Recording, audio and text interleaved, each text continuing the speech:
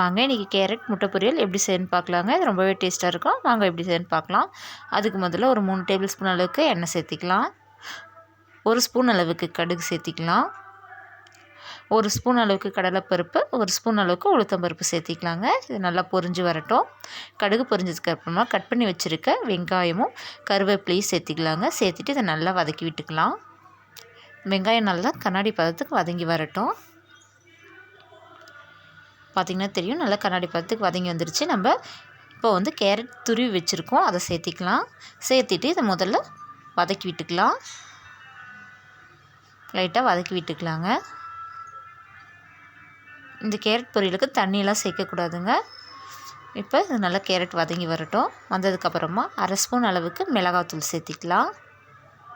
உங்களுக்கு மிளகாத்தூள் சேர்க்க விருப்பம் இல்லைன்னா பச்சை மிளகாய் கூட சேர்த்திக்கலாம். 1/2 ஸ்பூன் அளவுக்கு மஞ்சள் தூள் சேர்த்திக்கலாம்.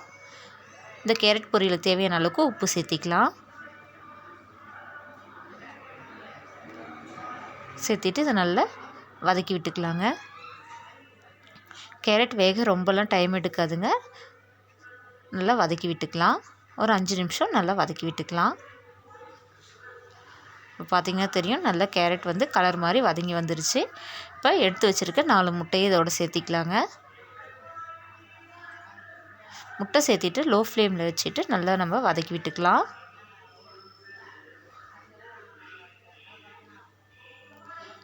நல்லா வதக்கி விட்டுக்கலாங்க. ஹை ஃப்ளேமில் வச்சோம்னா நமக்கு வந்து அடி பிடிச்சிரும். அதனால் வந்து லோ ஃப்ளேம்லேயே வச்சு நல்லா வதக்கி விட்டுக்கலாம். ரொம்பவே டேஸ்ட்டாக இருக்குங்க. இந்த மாதிரி ட்ரை பண்ணி கொடுத்து பாருங்கள். குட்டீஸும் ரொம்ப விரும்பி சாப்பிடுவாங்க.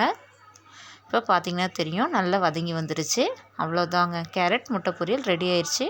நீங்களும் இதே மாதிரி செஞ்சு பாருங்கள். ரொம்பவே டேஸ்ட்டாக இருக்குங்க. வீடியோ பிடிச்சிருந்தால் லைக் பண்ணுங்கள், ஷேர் பண்ணுங்கள், சப்ஸ்கிரைப் பண்ணுங்கள். தேங்க்யூ.